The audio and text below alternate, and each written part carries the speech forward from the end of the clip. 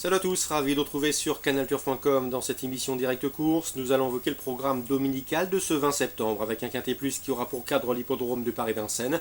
Sachez également que j'ai pu m'entretenir avec plusieurs professionnels et des entraîneurs ayant un partant en réunion 2 sur l'hippodrome de Nancy. Il en ressort des infos intéressantes. Je vous indique tout ça au cours de cette émission. Concernant le quintet, il s'agira du Grand Prix du Portugal, une épreuve qui rassemble des trotteurs d'âge. J'ai placé en tête de ma sélection le 3 Hudson de Rest, un cheval qui a prouvé qu'il fallait compter avec lui à ce niveau de compétition. Déjà 3 places en 3 tentatives dans les quintets, confié à Jean-Michel Bazir pour cet objectif. C'est une première chance. Le 8 unique de Liton mérite également crédit. Lui aussi est confirmé à ce niveau. 4 places en 6 tentatives dans les événements.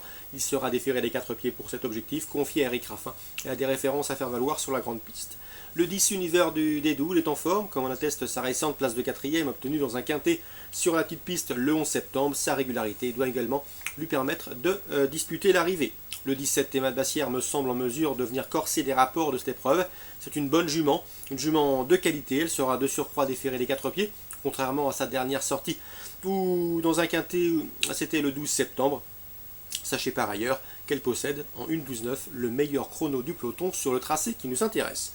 Ensuite, j'ai placé le 6 sur Gauze du Cèdre et le 12 Théodéra, deux chevaux réguliers et confirmés dans les tournois de cet acabit. Le 15 Capello Bob est un peu l'inconnu dans la maison, c'est un cheval qui vient de rejoindre l'effectif des frères Martens, un cheval scandinave âgé de 9 ans. Le seul bémol le concernant, c'est qu'il manque des références sur la grande piste, mais il sera intéressant à juger à ce niveau. Enfin, le numéro 4, Midsummer King, qui ne vient certainement pas du sud-est pour faire de la figuration. 3, 8, 10, 17 devant le 6, le 12, le 15 et le 4. Dans la deuxième, toujours à Vincennes, je vous conseille le 106 Dante Bocco. Selon moi, il n'a toujours pas les gains en rapport avec sa potentielle. C'est un cheval qui reste sur 2 tentatives à Vincennes. Le 22 août, il a terminé deuxième en 1.12.9. Le premier et premier dernièrement le 5 septembre, et ce en 1.12.2, ce qui fait de lui qu'il possède le meilleur chrono du peloton sur le tracé qui nous intéresse, un protégé de Lutfi Kojini, qui devrait une nouvelle fois jouer la victoire, d'autant qu'il sera déféré des 4 pieds, qu'il est capable, il l'a prouvé, de prendre la direction des opérations. Le 106 Dante Bocco. Je vous conseille également le 810 Uppercut de Manche, qui est un des meilleurs chevaudage sous la selle actuellement sur l'échiquier hexagonal. Le cheval vient de faire une course rentrée profitable le 5 septembre, c'était à l'attelé. Ici il revient dans sa discipline de prédilection, le monté, avec une toute première chance. Son retour au monté peut se solder par une victoire. Donc le 206 et le 810. On passe maintenant à Nancy, réunion de pas mal d'infos à vous transmettre. Dans la première, le 103 Alpha Tiep trouve des conditions de course favorables, il a vraiment tout pour lui. Premier à Pau, c'était au cours du mois de janvier 2014, ensuite il avait également gagné à Auteuil courant mars 2014, c'était en terrain collant, donc pas de problème concernant les pistes assouplies. Sachez que le cheval vient de faire une course de rentrée après un an d'absence, il devra afficher des progrès sur cette course de rentrée, à mon avis, le lot est largement dans sa corde, c'est un lauréat en puissance, le 103 Alpha Tiep. J'ai également pu m'entretenir avec Patrice Quinton. Patrice Quinton qui aura 2 partants au cours de cette réunion nancéenne.